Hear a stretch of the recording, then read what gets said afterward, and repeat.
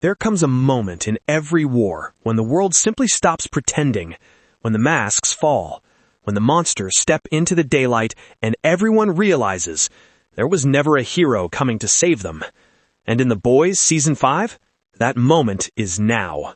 Because the world you remember, the world where Soups at least pretended to follow rules, the world where one wrong move could still ruin a Vought PR campaign, yeah, that world is dead. Now it's Homelander's world, shaped by the madness behind his smile, fueled by the delusion behind his eyes, and controlled by a man who finally has what he always wanted, unchallenged power. And here's the terrifying part. The only people who could stop him are already in chains. Huey, Mother's Milk, Frenchie, locked away in something Vought calls a freedom camp, but everyone else calls exactly what it is. A prison for anyone foolish enough to resist a god. Annie is out there, alone, trying to fight an army of Soups so powerful and so loyal to Homelander that even she knows one wrong step could get everyone she loves exterminated.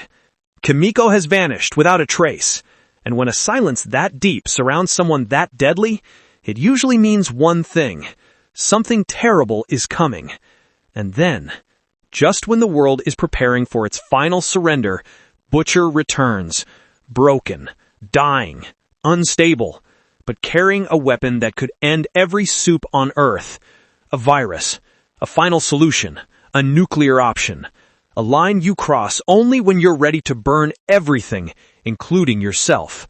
So the question becomes, is this the end of the Soups, or the end of humanity? And even chillinger, why is Soldier Boy suddenly back on the board? And what does he really want in the final war? Tonight, we're breaking down the true meaning, the hidden symbolism, the explosive twists, and the emotional chaos behind the final season of The Boys, a season that promises death in the very first episode and a world-shattering ending no one is ready for. Let's begin. Season 5 picks up in a world that has given up pretending Homelander is human. For years, he played the role, the blue suit, the golden cape, the patriotic grin pasted onto a face barely holding back the urge to lash out. But now, there's no facade left. Vought isn't running the show anymore. The government isn't running the show anymore. Not even the Seven, what remains of them, can hold him back. This time, it's just him. His rules, his world, his ego unleashed.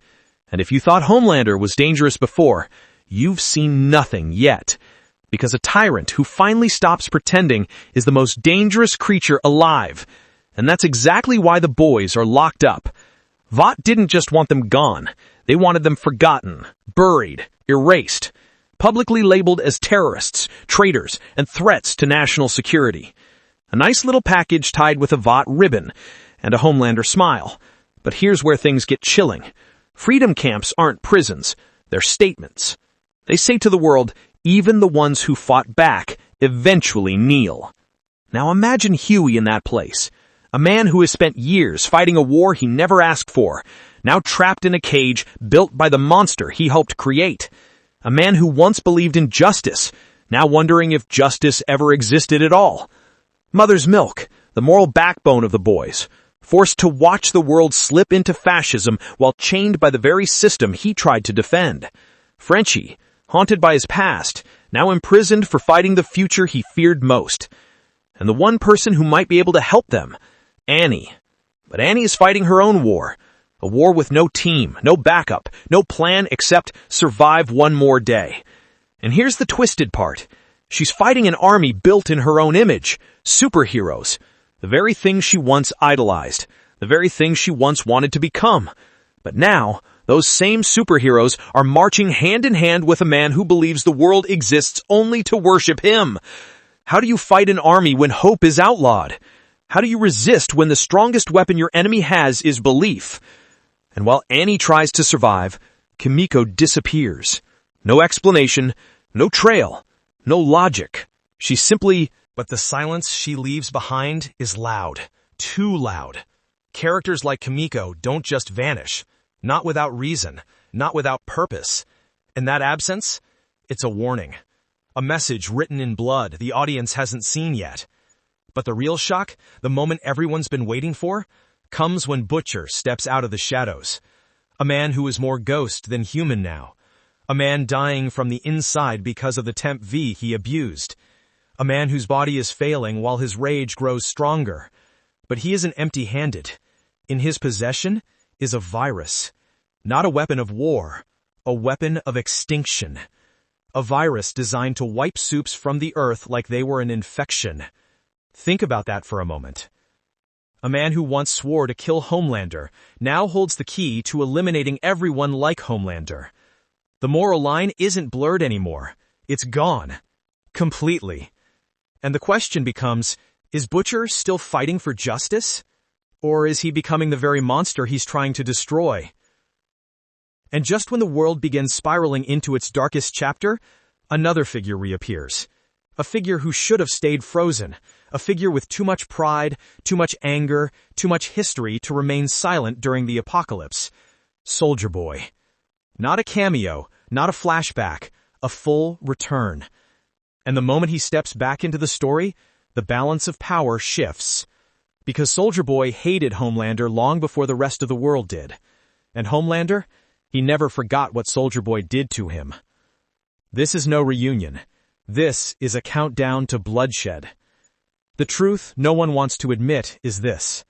Every war has a fuse. Season 5 doesn't begin by lighting it. It begins with the fuse already burning, already halfway gone, and everyone scrambling to figure out who lit it in the first place. Because the moment Butcher resurfaces, everything changes. Not because people trust him, but because even in their fear, they know one thing. When Butcher shows up, death follows. And the virus he carries? That isn't just a weapon. It's a prophecy. A prophecy that terrifies the world even more than Homelander does. Imagine the panic when whispers begin spreading through black markets, abandoned safe houses, and shattered back channels across the country. A rumor that someone has created a virus capable of permanently killing soups. For years, the world feared Homelander's power. Now the soups fear the world's answer. This is the moment where alliances begin fracturing. Soup factions quietly panic. Vaunt executives scramble behind closed doors. Government officials argue whether they should support Butcher or eliminate him first. Because here's the horror. If the virus works, Vaunt collapses. Homelander falls. Every soup dies. Not just the monsters, not just the corrupt, but the innocent ones too. Children injected with Compound V without ever choosing it. People who didn't want powers. People who didn't want violence. A cleansing, dressed as justice. And that moral dilemma becomes the beating heart of Season 5. Every character chooses a side. Every choice has a cost.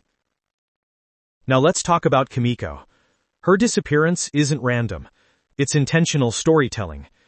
Kimiko was always the emotional compass of the boys. A character who clawed her way out of trauma and tried to build something gentle in a world made of knives. But her powers come from the same source as the monsters she hates. And if Butcher unleashes the virus, Kimiko dies. That's why her disappearance is terrifying, not because she's missing, but because her absence creates a question the show refuses to answer. Is Kimiko running from the virus, or running towards something darker? We've seen her disappear before when she believed she had blood on her hands. But this silence feels different. Colder. Calculated. Some fans believe she's searching for a cure. Others think she's hunting a threat the boys don't even know exists yet. And a few believe the darkest theory. Kimiko might sacrifice herself to stop Butcher. A tragedy wrapped in redemption.